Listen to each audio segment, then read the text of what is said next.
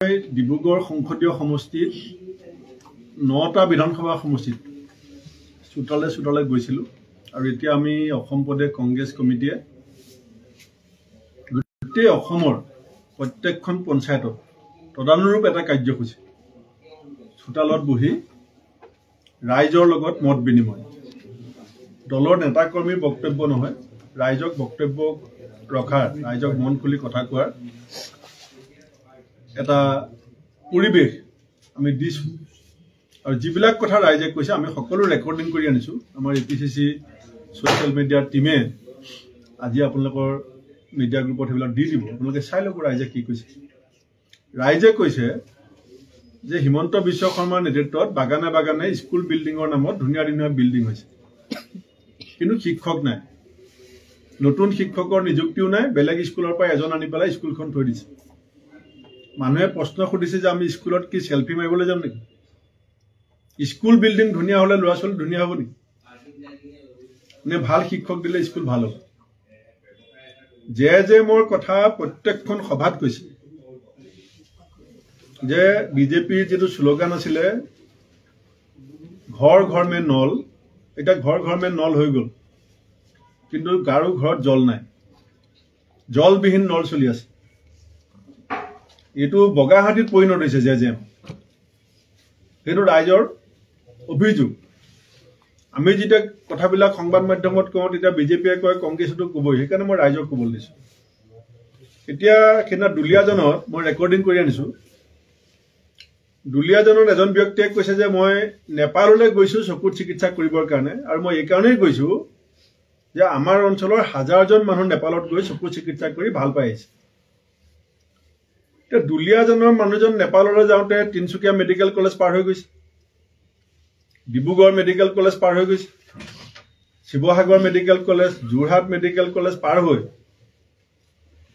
মানুহ নেপাললৈ চকুৰ চিকিৎসাৰ কাৰণে যদি যাব লাগে তেতিয়া মুখ্যমন্ত্ৰীয়েটো স্বাস্থ্য বিভাগৰ দায়িত্বত আছে বাকি সৰু সৰু হস্পিটালৰ কথা মই নকওঁ আৰু কি কৈছে যে কম খৰচত নেপালত গৈ মই মোৰ চকুকিটা ভাল কৰি আনিছো তে অসমৰ স্বাস্থ্য খণ্ডৰ অৱস্থাটো কি এতিয়া স্মাৰ্ট মিটাৰৰ নামত বিল দিয়া দুদিন দেৰি হলে লাইনটো কাটি দিয়ে কিং খঙত চাহ বাগিচাৰ মানুহে কৈছে মই বাগানখনৰ নামটো লিখি আনিছো এটো ইণ্ডিয়া গভৰ্ণমেণ্টৰ এটা কোঅপাৰেচনৰ বাগান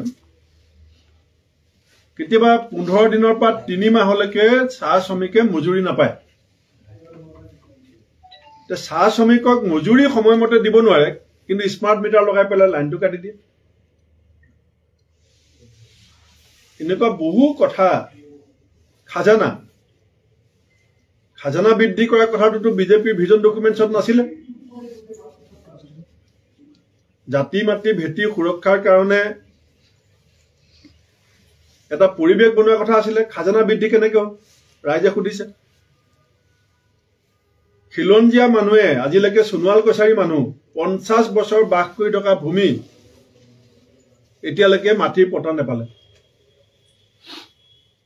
70 বছৰীয়া বয়োবৃদ্ধ ব্যক্তিয়ে আমাক অভিযোগ দিছে যে মই 8 বাৰ সাৰ্কেল অফিচত যোৱাৰ পাছত মোৰ মাটি কাগজ নহল আৰু মুখ্যমন্ত্ৰীয়ে কি কৈছিল যে এসপ্তাহৰ ভিতৰত যদি কাগজ নহয় মোক খবৰ দিব এতিয়া মই ভিডিঅ' লৈ আনিছো মই আপোনালোকক দিম আপোনালোকে মুখ্যমন্ত্ৰীক দিয়ক এইবিলাক প্ৰশ্ন খুদক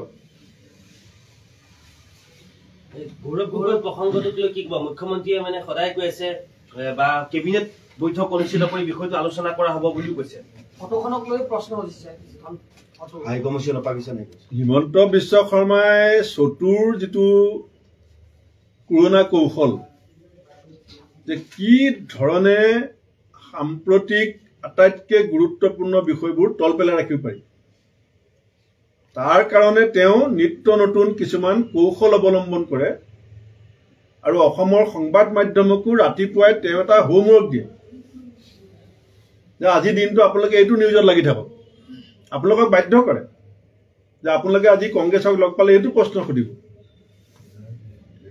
মই হিমন্ত বিশ্ব শৰ্মা ডাঙৰীয়াক আহ্বান জনাইছো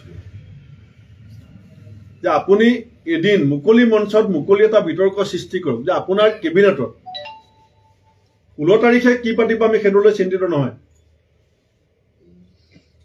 লখিমপুৰ কেবিনেটত যে আপুনি বিপ্লৱ শৰ্মা ডাঙৰীয়াৰ প্ৰতিবেদনৰ 57টা ৰিকমেণ্ডেশ্যন যে কেন্দ্ৰলৈ ফৰৱাৰ্ড কৰিছিলে, সেইকেইটা কি হ'ল?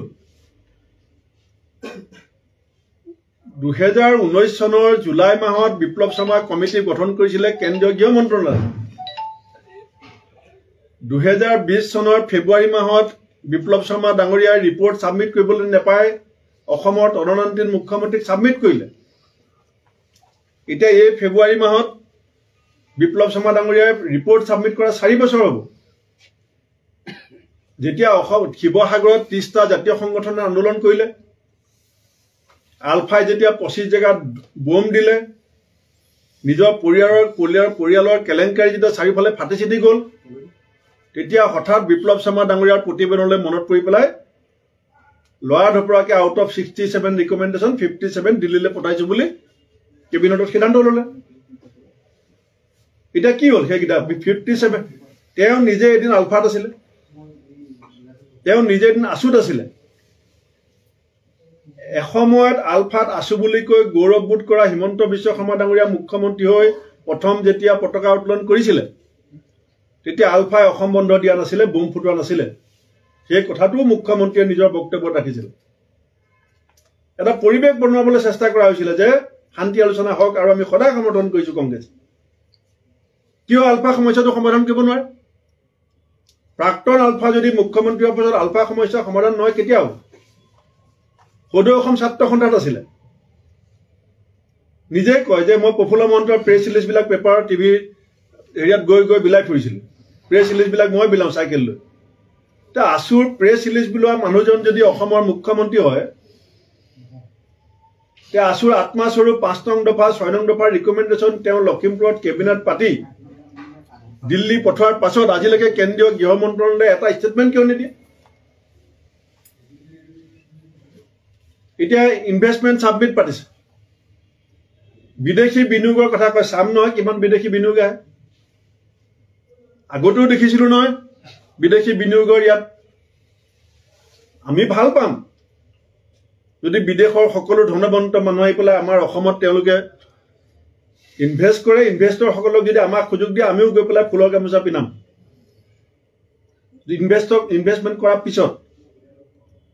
কিন্তু মই যদি অসমৰ মুখ্যমন্ত্ৰী হলোহেঁতেন, মই হিমন্ত বিশ্ব শৰ্মাৰ দৰে বিলাস ভ্ৰমণ কৰিবৰ কাৰণে এটা সুযোগ বিচাৰি এই ধৰণে দেশৰ পইচাৰে নিজৰ ৰাজ্যখনৰ পইচা খৰচ কৰি ইমূৰৰ পৰা সিমূৰলৈ নুঘূৰিলোহেঁতেন। প্ৰথমতে বিজেপিৰ শ্লোগান কি আছিলে? Vocal for local. What does it mean vocal for local? স্থানীয়ভাৱে সংস্থাপন সৃষ্টি কৰিব পৰা অসমত যিমান সুযোগ আছে, মুখ্যমন্ত্ৰীয়ে বুকুত হাত দি ক'ব পাৰিব এতিয়া 36,46,000 ৰেজিষ্টাৰ্ড আনএমপ্লয়ড আছে অসমত। ক'ব পাৰিব মুখ্যমন্ত্ৰীয়ে যে মই 36,46,000 চাকৰি দিম। তেওঁ ক'ব পাৰিব যে ইনভেষ্টমেণ্ট ছাবমিটৰ জৰিয়তে মই 36,46,000 সংস্থাপন দিম। কিন্তু মই ক'ব পাৰোঁ যে অসমত থলুৱাভাৱে যদি আমি চেৰিকালচাৰ হওক, হৰ্টিকালচাৰ হওক, এগ্ৰিকালচাৰ হওক, ফিচাৰী হওক, ভেটেনেৰী হওক, আমি এই গোটেই বিষয়বিলাকত যদি গুৰুত্ব দিলোহেঁতেন, আজি গাঁৱৰ মানুহখিনিক যদি আমি অৰ্থনৈতিকভাৱে বিকশিত কৰিবৰ কাৰণে কিছু সুযোগ আৰু সুবিধা আৰু প্ৰশিক্ষণ যদি দিলোহেঁতেন, এই কথা মই দি ক'ব পাৰোঁ, এখন চৰকাৰে যদি আন্তৰিকতাৰে চেষ্টা কৰে, এটা বছৰৰ ভিতৰত অতি কমেও 10 লাখ মানুহক থলুৱাভাৱে সংস্থাপন কৰাৰ সুযোগ আৰু সুবিধা অসমত আছে। সেইবিলাক কথাত কেতিয়াবা চৰকাৰখনে গুৰুত্ব দিছেনে?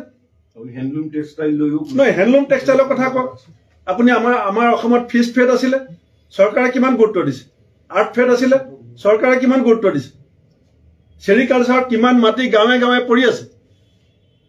1250 টকা যে দিয়ে এটা আত্মসহায়ক গোটক এখন চেৰিকালচাৰৰ ফাৰ্ম চমজাই দি চৰকাৰে প্ৰশিক্ষণ দি পেলাই যদি চেৰিকালচাৰত উৎকৰ্ষ সাধন কৰিবৰ কাৰণে ব্যৱস্থা গ্ৰহণ কৰে, সেই অঞ্চলটোৰ মহিলাসকল আত্মনিৰ্ভৰশীল হ'ব পাৰিব নে নোৱাৰে? ইনভেষ্টমেণ্ট ছাবমিটৰ কথা কৈ পেলাই কাৰোবাক বিহু নচুৱাব, কাৰোবাক কিবা কৰিব, এইবিলাক কৰক। কিন্তু সংস্থাপনৰ সুযোগ কিমান আছে আৰু সংস্থাপন কিমান হ'ল? 24 লাখ নিবনুৱা থাকোঁতে হিমন্ত বিশ্ব শৰ্মা ডাঙৰীয়াই যিটো প্ৰশ্ন কংগ্ৰেছ দলক কৰিছিলে, আজি আপোনাৰ কাৰ্যকালত আপোনালোকে কি কৈছিলে যে অসম নিয়োগ সৃষ্টিকাৰী 1 নম্বৰ ৰাজ্য হ'ব, নিয়োগ সৃষ্টিকাৰী 1 নম্বৰ ৰাজ্য হ'ব বুলি কোৱাৰ পিছত বিজেপিয়ে দায়িত্ব লওঁতে যিখন ৰাজ্যত 24 লাখ নিবনুৱা আছিলে এতিয়া 12.5 লাখ নিবনুৱা বাঢ়ি গ'ল। সেই কথাবিলাক ঢাকিবৰ কাৰণে কাৰোবাৰ ঘৈণীয়েকৰ পিছত লাগি থাকে। আগতে মোৰ ঘৈণীৰ বিৰুদ্ধে লাগিলে, তাৰপিছত দেখিলে ভূপেন বৰাটো বিচলিত নহয়, ভূপেন বৰাটো হতাশ নহয়। এতিয়া যিকেইজন মানুহে সন্মুখৰ পৰা কংগ্ৰেছ দলটোক নেতৃত্ব দিবৰ কাৰণে চেষ্টা কৰিছে তেওঁ এজন এজনকে লক্ষ্য কৰি লৈছে, কৰি থাকক লক্ষ্য। কিন্তু জাতিটোৰ কাৰণে কি কৰিলে? কালি কি কৈছে? কুকুৰাজাৰলৈ মই এছেম্বলিখন লৈ যাম, অসমত সমন্বয় এটা বাৰ্তা মই মুখ্যমন্ত্ৰী হিচাপে প্ৰতিষ্ঠা কৰিলো। কুকুৰাজাৰলৈ এছেম্বলি লৈ গৈ আছে। যোৱাবাৰ বাজেটত 50 কোটি টকা কমি আহিলে এবাৰ কুকুৰাজাৰ। চেণ্ট্ৰেল গভৰ্ণমেণ্টৰ এই হৈ যোৱা বাজেট অধিৱেশনত কুকুৰাজাৰক যোৱাবাৰতকৈ 50 কোটি টকা কমাই দিলে। উন্নয়ন লাগে নে আপোনাৰ ভাষণ লাগে? কাক মিছা কথা ক'বলৈ আহিছে? তাত তুলিৰাম ৰঙাঙে কমিশ্যনটো ভালকৈ দিয়ে, দেৱলাল গালুচাই কমিশ্যনৰ কয়লা পইচা সমানে দিয়ে, BTR প্ৰমোদ বড়োৱে ইমান পাত্তা নিদিয়ে, গতিকে পইচা কমাই দিলে। সেইটোৱে নহয় জানো অৰ্থটো? নে এছেম্বলি পাতি দিলে হ'ল, পইচা কমাই দিলে হ'ল? ৰাজ্যখনৰ প্ৰকৃত যিখিনি মৌলিক সমস্যা, সেই সমস্যা সমাধানত মুখ্যমন্ত্ৰীৰ কোনো গুৰুত্ব নাই। তেওঁ চলাহী কথাৰে চল চাতুৰিৰে সময়খিনি পাৰ কৰি পেলাই গোটেই ৰাজ্যখনৰ শাসন ব্যৱস্থাটোক তেওঁ কুলসিত কৰিবলৈ চেষ্টা কৰি আছে। সেইকাৰণে মই মুখ্যমন্ত্ৰীক আহ্বান জনাম, আপোনাৰ গুৰিত সময় বেছি নাই, সময় বেছি আপোনাৰ গুৰিত নাই। মই কাউণ্টডাউন ক্লক ইতিমধ্যে 10 মিনিট ইয়াত লগাম, 10 মিনিট লগাম আৰু 10 মিনিটলৈকে সেই ঘড়ী ঘূৰিব। আপোনাৰ গুৰিত 365 দিন সম্পূৰ্ণকৈ নাই। আপুনি যদি পাৰে এই 36,46,000 নিবনুৱা সংস্থাপনৰ বিষয়ত গুৰুত্ব দিয়ক। আপুনি যদি শক্তি আছে এতিয়া আশুকতি ত্ৰিপাক্ষিক বৈঠকত বহিব, কিন্তু কেতিয়া কেতিয়া বহে? তেওঁ আন্তৰিকতা কিমান?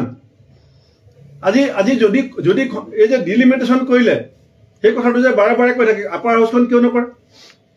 দেউৰীসকলক, চুতীয়াসকলক, মৰাণ, মটক, ৰাভা, ঠেঙাল কছাৰী, সোণোৱাল কছাৰী এওঁলোকক এটা ৰাজনৈতিক সুযোগ দিবৰ কাৰণে এখন আপাৰ হাউচ কিয় কৰিব নোৱাৰে? সেইটো কাম কৰিলে মুখ্যমন্ত্ৰীৰ নাম নাথাকিব নেকি? সেই সুযোগ কিয় নলয় আপুনি? ইনাৰ লাইন পাৰ্মিটৰ কথা আছিলে বিপ্লৱ শৰ্মা প্ৰতিবেদনত। What is your stand regarding inner line permit? Inner line পাৰ্মিটৰ সম্পৰ্কত আপোনাৰ মতামত কি? আপুনি কিয় নামাতে? লাটিটোলা, কৰিমগঞ্জ জিলাৰ লাটিটোলা ডুমাবাৰী 4 কিলোমিটাৰ এতিয়া সীমান্ত আজি উন্মুক্ত হৈ আছে। আপুনি এছেম্বলিত কৈছিলে যে মই বাংলাদেশ ভাৰত সীমা চিল কৰি দিম। বিধানসভাত যিজন মানুহে এই কথা কৈছিল লাটিটোলা ডুমাবাৰী আজি উন্মুক্ত কিয় হৈ আছে? গতিকে মৌলিক সমস্যা অসমৰ সংবাদ মাধ্যমকো মই বিনম্ৰভাৱে অনুৰোধ কৰিম, মুখ্যমন্ত্ৰীয়ে বিচাৰিলেও সেই চকীখনৰ মৰ্যাদা আৰু সেই চকীখনৰ শক্তি আৰু সামৰ্থ্যৰ প্ৰতি লক্ষ্য ৰাখি আমি এই মানুহজনক ইছ্যু ডাইভাৰ্ট কৰিবৰ কাৰণে সুযোগ দিব নালাগে।